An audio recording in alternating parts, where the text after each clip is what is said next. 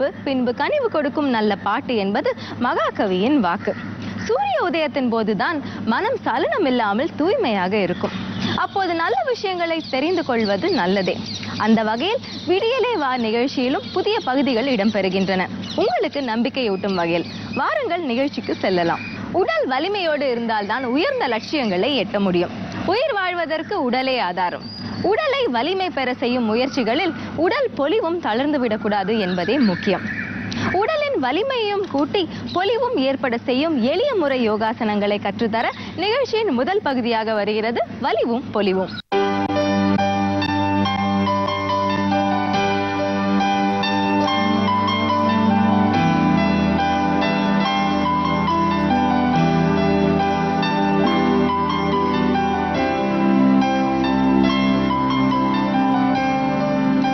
என் அருமை உலக தமிழ் மக்களே, தாய்மார்களே, பெரியோர்களே, என் அருமை சீடர்களே, உங்கள் அனைவருக்கும் என் இனிய காலை வணக்கம். 84 ஆசனங்களை கண்டுபிடித்து உங்களுக்கு கற்றுத்தந்து விட வேண்டும் என்ற ஒரே பேராவா. அதில் நாங்கள் ஒரு 65-70 வருடமாக இந்த துறை இருக்கிறது காரணத்தினால் கிட்டத்தட்ட எங்களால் ரொம்ப கஷ்டப்பட்டு ஒரு 4000-5000 ஆசனங்களை தான் கண்டுபிடிக்க முடிஞ்சுது. மற்ற ஆசனங்கள்லாம் இந்த கோயில்களில் இருக்குது. என்னென்ன கோயில்கள் எல்லாமும் இருக்குது. அங்கெல்லாம் போய் பார்த்து ஒரு 5000 ஆசனங்களை கண்டுபிடித்து அதையும் புஸ்தகமாக்கிட்டோம். பின்வரும் சந்ததியினராவது இதை பிடிச்சு கொண்டு இன்னும் எத்தனை 1000 ஆசனங்கள் இருக்கிறது என்று இதை வைத்து கொண்டு நாம் போகலாம். தமிழகத்திலே முதலாக இந்த ஆசனத்தை மக்களுக்கு அறிமுகப்படுத்தியவரே பெங்களூர் சுந்தரம். அவர் தான் முதல்ல அவர் பெங்களூரில் செட்டில் ஆகி ஆனந்தவடன் கல்கியில் அந்த காலத்தில் பத்திரிகையில் இந்த ஆசனத்தை பற்றி எழுதிக்கிட்டே இருந்தார். அவர் காலத்தில் குமாரசாமின்னு ஒருத்தர் இருந்தார். அவரும் இதை பற்றி கல்கி ஆனந்தவடனில் கட்டுரைகளை எழுதி இவர் சென்னையில் இருந்தார். குமாரசாமி இந்த கலையை வளர்த்தார்கள். அவங்களெல்லாம் ஒரு 30-40 ஆசனத்தோடு நிறுத்திட்டாங்க. மற்ற ஆசனங்களை கற்று தரலை. அதுக்கப்புறம் அவரும் தமிழர் தான் பூனால செட்டில் ஆகி அவர் நிறைய ஆசனங்களை ஒரு 600 ஆசனங்கள் வரை புத்தகத்தை போட்டு ஜனங்களிடையே பரப்பியிருந்தார். இப்போ அதுக்கு அடுத்தபடியாக எங்கள் நிறுவனமும் இப்பொழுது எனது பையன் ஹாங்காங்கில் இருக்கிறான். அவன் சிறு 2 வயதிலிருந்தே வந்ததுனால 4000 ஆசனங்களை கண்டுபிடிக்கிறான். எங்கே ஊர்களுக்கு போனாலும் கோயிலுக்கு போவான், தேரை பார்ப்பான், ஃபோட்டோ எடுப்பான். அதை இந்த ஆசனத்தை பழகுவான். உடனே புஸ்தகமாக வெளியிடணும், மக்களுக்கு தெரிவிக்கணும். இப்போ அநேக ஜனங்கள் கோயிலுக்கே போவதில்லை. கோயிலே பாழடைஞ்சு போச்சு. அநேக கோயில்கள் இடிஞ்சு விழுந்து இதாகி போச்சு. அந்த காலத்தில் மகாராஜாக்கள்லாம் நிறைய கோயிலை கட்டினார்கள். கோயிலில் தான் நம்முடைய விழாக்கள், குடும்ப விழாக்களாகட்டும் கோயிலில் தான் நடக்கும். கல்யாணம் ஆனாலும் சரி, காரணம் சரி, விசேஷமானாலும் கோயிலில் நடக்கும். அதுக்கு ஆயிரங்கால் மண்டபம் இன்னும் வச்சுருப்பாங்க. அங்கேயே மாதம் பூராவும் வருடம் பூராவும் ஏதாவது விழாக்கள் நடக்கும். அங்கே தான் சாப்பாடு, அங்கே தான் படுக்கை, எல்லாம் பார்க்கலாம். அந்த காலத்து கோயில் அப்படி இருந்தது. இப்போ இந்த கோயில் அது மாதிரி கோயில் கட்ட முடியாது. வெளிநாட்டவரெல்லாம் பார்க்க என்ன இவ்வளோ பெரிய எப்படி மேலே 10,000 ஆண்டுகளுக்கு முன்னால் இப்போ இது மாதிரி பொக்கரைன் எல்லாம் அந்த காலத்தில் கிடையாது. இது எப்படி மேலே தூக்கி வச்சான்? ஒரு கல்லையாக வச்சுருக்கான். ஆயிரக்கணக்கான கல்களை, லட்சக்கணக்கான கல்களை மதுரை கோயிலில் பார்த்தா 3 பிரகாரம் அந்த கோயில் கல்களை எப்படி தூணை நிறுத்தினா அது மேலே எப்படி தூக்கி வச்சான். தஞ்சாவூர் கோயிலில் உள்ள அந்த மேலே உள்ள பாகம் ஒரு கல்லே ஏற்றினா 100 டன் 200 டன்னுங்க. அது எப்படி தூக்கி மேலே வச்சாங்கன்னு யோசனை பண்ணிகிட்டு இருக்காங்க. இன்ஜினியர்லாம் கிடையாது. யானை ஒரு யானையெல்லாம் தூக்கி வைக்க முடியாது, அப்படி வச்சிருக்கிறாங்க. ஆகவே இந்த ஆசனத்தினால பல்வேறுபட்ட நன்மைகளை முன்னவர்கள் அதை செய்து பயின்று பல்லாயிரம் ஆண்டுகள் வாழ்ந்திருக்கிறார்கள். நோய் நொடி இல்லாமல் வாழ்ந்திருக்கிறார்கள். சந்தோஷமாக வாழ்ந்திருக்கு, மனித நேயத்தோடு வாழ்ந்திருக்கிறார்கள். ஒருவருக்கொருவர் ஜாதிகள் எத்தனை இருந்தாலும் ஒருவருக்கொருவர் அந்யோன்யமாக மாம மச்சான் எல்லான்னு ஒரு கிராமத்தில் எல்லா ஜாதியும் இருந்தது. அவங்களுக்குள்ள அடிபிடி கிடையாது, சண்டை கிடையாது, ஒன்றும் கிடையாது. அவங்க எல்லாருமே மாம மச்சான்னு தான் எல்லா விசேஷங்களுக்கும் ஒன்றா கூடிக்கிடுவாங்க. அப்படி அவங்களுக்குள்ள ஒரு துவேஷம் கிடையாது. அப்படி இருந்த காலம். இப்பொழுதுதான் ஜாதி சண்டை, சங்கங்கள் பெயரால், ஜாதிகள் பெயரால் சங்கங்கள், சண்டைகள் எல்லாம் பார்க்கலாம். விஞ்ஞானம் வளர்ந்த காலத்தில் ஜாதி எல்லாம் இல்லாமல் நம்ம ஒருத்தருக்கு ஒரு மனித நேயத்தோடு வாழாமல், இப்போ ஆசிரியர்னா ஆசாரி தொழிலை பார்க்குறது இல்லை, அவர் வேறு தொழிலுக்கு போயிட்டார். ஆசாரி தொழிலில் வேறு பார்க்குறோம், சாய்வு பார்க்குறோம், முதலியார் பார்க்குறாரு, எல்லா கருவிகள் வந்து விட்டது. ஆகவே அந்த ஜாதி சண்டையெல்லாம் தேவையே கிடையாது. அதனால் கோயில்களில் தான் சின்ன கிராம கோயிலில் போங்க, தேரை போய் பாருங்கள், அங்கேயும் நிறைய இருக்குது. இப்போ பார்க்கலாம், நம்முடைய உள்ள கோயில் சிலைகளை எல்லாம் வெளிநாட்டுக்கு ஒருத்தன் கடத்திட்டு போய் கோடிக்கணக்கான பணம் சம்பாதிச்சிருக்கிறான். அவனை இப்போ தான் பிடிச்சி கொண்டாந்துருக்காங்க, இன்னைக்கு பேப்பரில் போட்டிருக்காங்க. நம்முடைய பொக்கிஷங்களை, கல் சிலைகளை, மரச்சிலைகளை தேர்லேருந்து பேர்த்து, கோயிலேருந்து பேர்த்து கொண்டு போய் வெளிநாட்டில் போய் அதுக்கு ஒரு பெரிய எக்ஸிபிஷன் வச்சு அதை கோடிக்கணக்கான பணத்துக்கு விற்றுருக்கான். பார்க்கலாம். நம்முடைய சிலைகளுடைய விலைகள் தெரியவில்லை. அந்த நிலையில் அந்த சிலைகள் எல்லாம் இருந்திருக்கு. ஏன் இப்படி வளைஞ்சு இருக்கணும்? முதுகை வளைக்கணும், காலை வளைக்கணும், தலையை வளைக்கணும், இதெல்லாம் பார்க்கணும். அந்த நிலையில் இன்றைக்கு பாருங்கள், ஓசூரில் இருந்து டிவிஎஸ் பள்ளி, இன்ன பிற பல்வேறு சித்தா பள்ளி இருந்து வந்திருக்கிறார்கள். 3 மாணவர்கள், எல்லாம் 2ஆம் கிளாஸ் 3ஆம் கிளாஸ் படிக்கிறவர்கள். அவர் கற்றுக் கொடுக்கின்ற இங்கே வந்து நாலஞ்சு ஆசிரியர் பல்லாயிரக்கணக்கான மாணவர்களை அவர் 10 மாவட்ட, மாநில, அகில இந்திய, உலக அளவிலே நடக்கக்கூடிய யோகாசன போட்டிகள், அது வெளியூரும் சரி, உள்நாட்டில் நடந்தாலும் சரி, வெளிநாட்டில் நடந்தாலும் அங்கெல்லாம் கூட்டிகிட்டு போகிறாங்க. மாணவர்களை ஊக்குவிக்கிறார்கள். அது போன்ற இன்றைக்கு அவங்க எம்எஸ்சி படித்திருக்கிறார்கள் பல்கலைக்கழகத்தில், அதை உபயோகப்படுத்துகிறார்கள். தன்னுடைய குடும்பம் அத்தனை பேரும், கணவன், மனைவி, குழந்தைகள் எல்லோரும் இதில் ஈடுபாடு. அதற்காக அவர்களுக்கு நல்ல வருமானம் கிடையாது. பல்வேறுபட்ட நோய்களுக்காக செல்கிறார்கள். ஆகவே இது போன்ற இப்பொழுது அவர்கள் ஒரு அற்புதமான ஆசனத்தை செய்ய போகிறார்கள். சர்வாங்க ஆசனத்தில் கருடாசனம் அற்புதமான ஆசனம், சற்று கடினமான ஆசனம் கூட. ஆனால் மாணவர்கள் வெகு ஈஸியாக செய்து விடுவார்கள். அந்த ஆசனத்தை செய்ய போகிறார்கள். என் அருமை மாணவர்களே, நீங்கள் பத்மாசனத்தை கலைத்துவிட்டு அப்படியே படுங்கள். காலை நீட்டி அப்படியே படுங்கள்.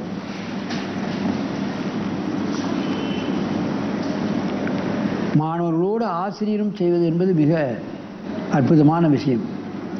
இப்பொழுது அப்படியே நீங்கள் சர்வாங்க ஆசனம் அல்லது விபரீத கரணிக்கு வாருங்கள். தூக்குங்கள் காலை. முதல்ல வலது காலை மடக்கி செய்யணும்.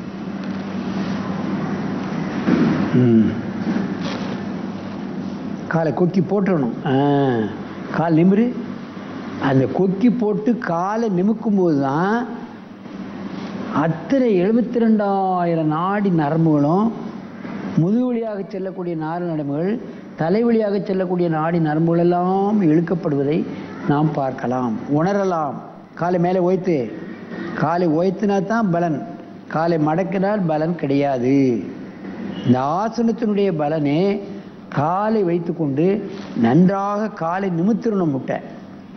அப்பொழுதுதான் உச்சியிலிருந்து உள்ளங்கால் வரை, பெருவிரல் வரையில் உள்ள அத்தனை நரம்பு நாடிகளெல்லாம் இழுக்கப்படும் என்பதை நீங்கள் பார்க்க வேண்டும்.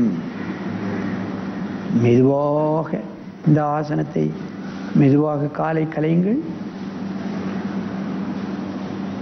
மெதுவாக இறக்குங்கள். தலையை தூக்காமல் இறக்கணும். கீழே இறக்கி காலை நீட்டி நீண்ட நெடுமூச்சு வாங்கிக் கொள்ளுங்க. சத்தமாக மூச்சு இழுக்கணும். நல்ல மூச்சு. மீண்டும் இந்த ஆசனத்தை தூக்குங்கள். இடது காலை வைத்து செய்ய வேண்டும். மேலே தூக்குங்க. தூங்கணும்.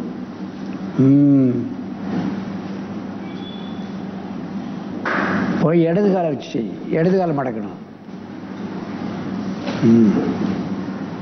காலை நிமிக்கணும். காலை மடங்கி இருக்கக்கூடாது. கொக்கி போட்டுட்டு அப்புறம் காலை நிமிக்கணும். சர்வாங்காசனத்தினுடைய பலன் கிடைத்து விடுகிறது, கருடாசனத்தினுடைய பலன் கிடைத்து விடுகிறது. தலையில் இருக்கு உச்சியிலிருந்து பெருவிரல் வரைக்கும் உள்ள 72,000 நாடி நரம்புகளும் அப்படியே இழுத்துரும். ஒரு சுறுசுறுப்பு வந்துடும், ஒரு உற்சாகம் வந்துடும், சோம்பேறித்தன்மையெல்லாம் போயிடும், டல்னஸ் போயிடும், ஆப்சர்வேஷன் பவர்ஸ் கிரகிக்கக்கூடிய தன்மை வந்துடும்.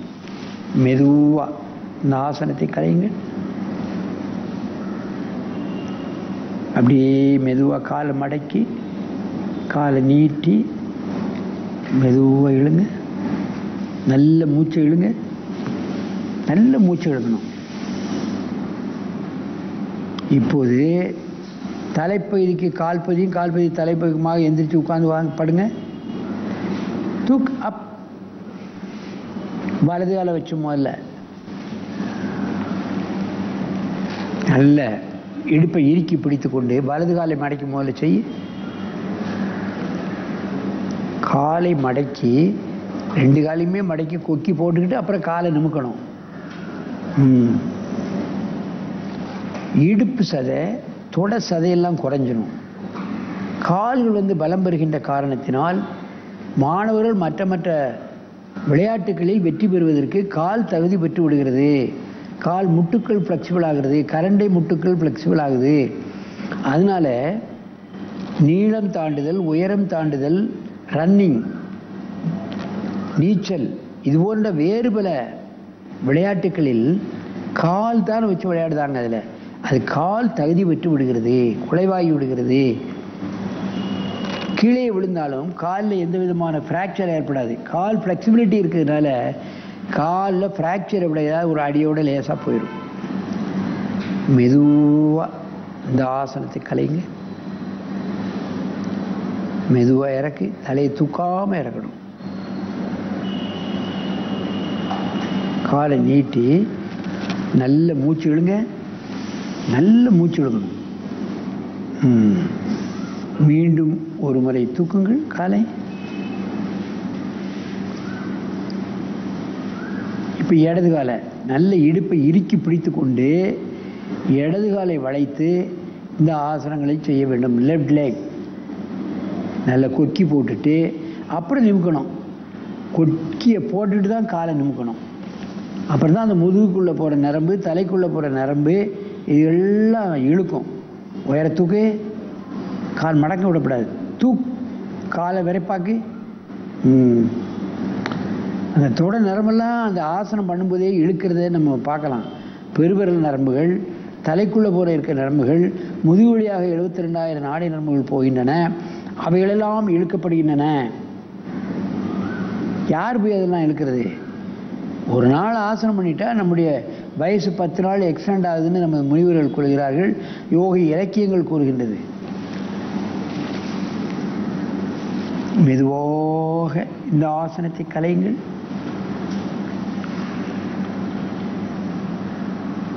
மெதுவாக இறக்கு.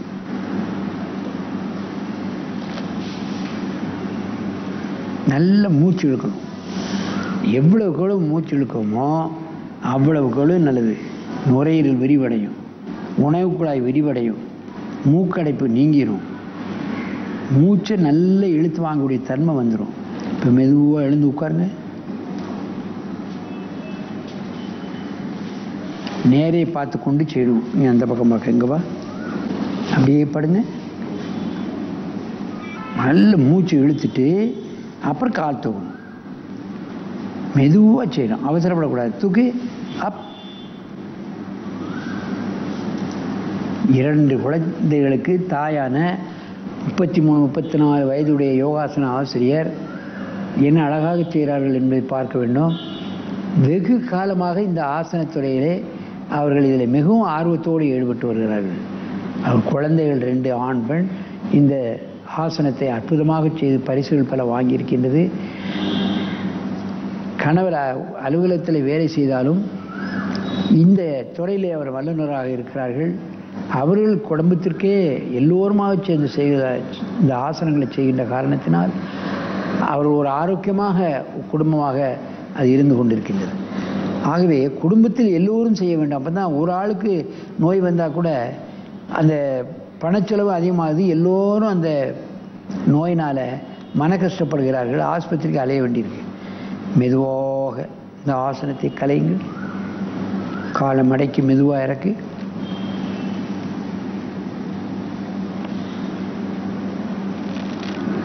நல்ல கால் நீட்டி மூச்சு வாங்க. நல்ல மூச்சு வாங்கணும். மீண்டும் இப்போ தூக்கு.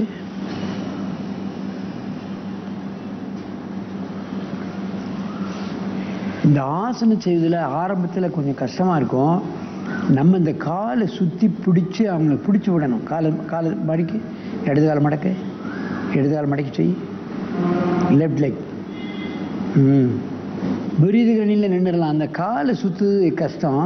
கொஞ்ச நாளைக்கு நம்ம ஹெல்ப் பண்ணணும் அவங்களுக்கு. இந்த காலை நல்லா மடக்கி சுற்றிட்டாங்கன்னா ஆரம்ப கட்டத்தில் வராது. சின்ன குழந்தைகளுக்கு நம்ம கொஞ்சம் உதவி பண்ணால் பிடிச்சிருவாங்க. ஏன் இதுக்கு பயன்படுங்கிறது அவங்களுக்கு தெரியணும். நாடி நரம்பெல்லாம் இழுக்கும். கால் நரம்பு, தொடை நரம்பு, பெருவிரலைக்கு போகிற நரம்பு, முதுகுலகை வழியாக செல்லக்கூடிய நரம்பு, தலை நேரவை தலைக்குள்ளே போகிற நரம்பு இழுக்கப்படுகிறது. இது யார் போய் இழுக்க முடியும்? அதைத்தான் நாம் கவனிக்க வேண்டும். ஆகவே உள் உறுப்புகள் சரியாக இயங்குவதற்கு, வயோதிகத்தன்மை அடையாமல் இருக்குவதற்கு இந்த ஆசனத்தை நாம் கண்டிப்பாக காலையிலும் மாலையிலும் ஒரு 10 முறையாவது பண்ணணும். குறிப்பாக குழந்தைகள், பள்ளிக்கூட மாணவர்கள் இதை பயின்றால் மற்ற விளையாட்டுக்கள் இது உதவிகரமாக இருக்கும். அது எந்த விளையாட்டானாலும் சரி, கையை வைத்து காலை வைத்து தானே விளையாடுகிறார்கள். அது திடமாக இருக்கணும், பலமாக இருக்கணும். அது எடுத்து வச்சு ஓடுவதற்கு அது பந்துக்கிண்ண முட்டுகள் எல்லாம் இலக்கமாக இருக்கணும். முட்டு, பந்துக்கிண்ண முட்டு, கரண்ட முட்டெல்லாம் இலக்கமாக இருந்தால்தான் மற்ற ஓடுதல், ஜாடுதல், குதித்தல், இதுகளெல்லாம் தாண்டுதல், இதுகளெல்லாம் ஈஸியாக இருக்கும். அந்த ஜாயின்ட் ஃப்ளெக்சிபிலிட்டி இருக்கணும். எந்த விளையாட்டானாலும் சரி ஜாயிண்ட் ஃப்ளெக்சிபிலிட்டி இருந்தால் தான் அதில் நாம் வெற்றி காண முடியும். மெதுவாக இறக்குங்கள். காலை நேராக நீட்டுங்கள். நன்றாக மூச்சை இழுத்துக் கொள்ளுங்கள். நேராக வந்து பத்மாசனத்தில் அமருங்கள். என் அருமை பெரியோர்களே, தாய்மார்களே, சிறார்களே, இந்த ஆசனத்தை ஆரம்பத்தில் செய்யும்போது யாராவது கொஞ்சம் பக்கத்தில் இருந்து இந்த காலை சரி பண்ணி விட்டுணும். அப்புறம் தனியாகவே செய்ய ஆரம்பித்துவார்கள். பெரிய போட்டிகள் எல்லாம் இதை மாதிரி கொஞ்சம் கஷ்டமான ஆசனத்தை எதிர்பார்த்து மார்க் போடுவாங்க. எல்லாரும் செய்ய ஆசனத்தை நம்ம செய்யக்கூடாது. ஓன் சாய்ஸ் என்று சொல்வார்கள். அப்பொழுது நம்ம இது போன்ற ஆசனங்களை செம்மையாக செய்தால் முழுமையான அந்த மதிப்பெண் கிடைப்பதற்கு வழிவகையாக அமையும். போட்டிகளில் வெற்றி பெறுவதற்கு இது போன்ற ஆசனங்களை அவர்கள் விரும்புகிறார்கள். ஆகவே என் அருமை பெரியோர்களே, தாய்மார்களே, இது போன்ற ஆசனங்களை காலையிலும் மாலையிலும் விடாமுயற்சியோடு பழகி நோயற்ற வாழ்வை, குறைவற்ற செல்வம் என்னும் பேற்றினை பெற்று என்றும் ஆரோக்கியமாக நெடுதி எனிது வாழ வேண்டும் என்று கேட்டு உடமிருந்து விடைபெறுவது ஆசனம் ஆண்டியப்பன். வணக்கம். பல்லாண்டு வாழ்ந்திட இயற்கையோடு இயைந்த வாழ்க்கை முறைதான் சரியானது.